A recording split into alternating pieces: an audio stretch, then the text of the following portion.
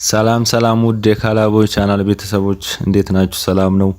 ዛሬ ኦሮምኛን እንዴት በቀላሉ እንደምንችል በሚለው ርዕስ ስር ክፍል 3 ወይም ኩታ ሰደፋ እናያለን።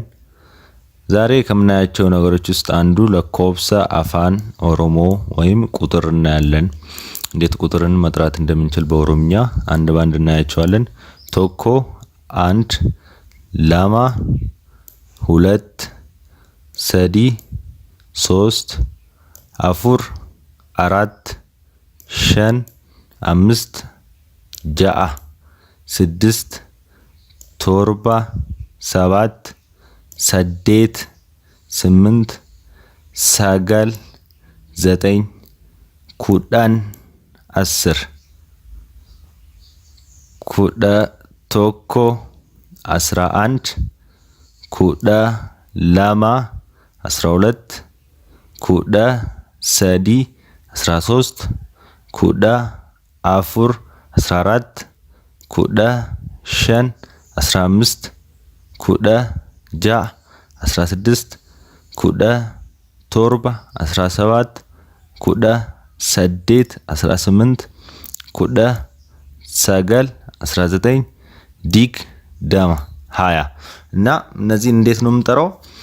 ኩዳን ካለ በኋላ ኩዳ የሚለውን አስቀድመን አንድ ባንድ ቶኮ ላማ ሰዲ መጀመሪያ ላይ የጠራናቸውን አንድ ባንድ እንሰጣቸዋለን ማለት ነው። አብረን እንጠራለን። ሌሎቹ ሶዶማ 30፣ አፉርተማ 40፣ ሸንተማ 50፣ ጃተማ 60፣ ቶርባተማ 70፣ ሰዴተማ 80፣ ሰገልተማ 90፣ ዲበቶክ 100 ማለት ነው። እና ሶዶማ ስራ ያሉትን ለምሳሌ ለመጥራት ከፈለግን ሶዶሚ ቶኮ 31 ነው። ሶዶሚ ላማ፣ ሶዶሚ ሰዲ እያልን አንድ ባንድ እንጠራለን። አፍርተሚ ቶኮ፣ አፍርተሚ ላማ፣ ሸንተሚ ቶኮ፣ ሸንተሚ ላማ እያልን ሁሉንም አንድ ባንድ ከስራ ያለውንም መጥራት እንችላለን። ሌላ ደግሞ ዛሬ የምናየው ሂደማቲ ወይም የቤተሰብ ትስስር ቤተሰብ ውስጥ ያሉትን ስሞች እንዴት መጥራት እንደምንችል በኦሮምኛ እናያለን። ኢልማ ልጅ ነው፣ ወንድ ልጅ ኢልማ ይባላል። ኢንተላ ዱርባ ሴት ልጅ ትባላለች። ኢንተላ ዱርባ ሴት ልጅ ኢንተላ ዱርባ ትባላለች ቤት ውስጥ ወይም ዳውተር። ሌላ አባ አባት ነው። ሃዳ እናት፣ ኤሱማ አጎት፣ አዳዳ አክስት፣ ዱርቢ ያጎት ወይም የአክስት ልጅ ዱርቢ ትባላለች በኦሮምኛ። ሌላ ሚስት ወይም ዋይፍ ሃዳመና ወይም ኒቲ ትባላለች። ባል ደግሞ አባ መና ወይም ዲርሳ ይባላል። ኦቦሌሳ ወንድም ነው።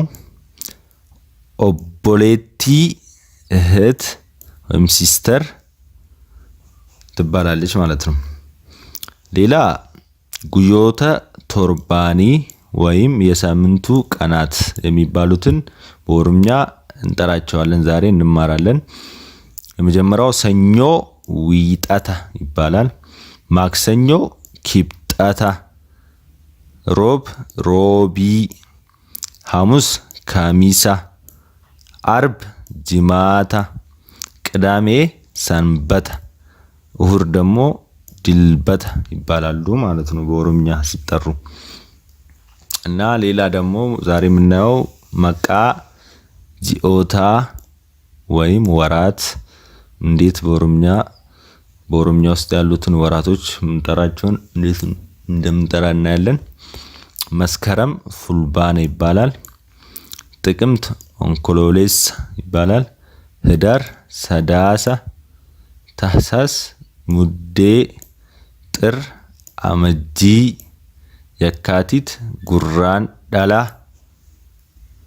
መጋቢት ቢቶ ቴሳ፣ መያዛ ኤብላ፣ ግንቦት ጫምሳ፣ ሰኔ ወጠበጂ፣ ሐምሌ አዶሌስ፣ ነሐሴ ሐጋየ እነዚህ በኦሮምኛ የሚጠሩ ወራቶች ናቸው ማለት ነው። ለዛሬ ክፍል 3 ይሄንን ይመስላል። ክፍል 4 ይቀጥላል። በሌላ ቪዲዮ እስክንገናኝ ደህና ሁኑ። ጥያቄ ካላችሁ ኮሜንት ስር አስቀምጡልኝ። ዶንት ፎርጌት ቱ ሰብስክራይብ ማድረጋችሁን አትርሱ። ገለቶማ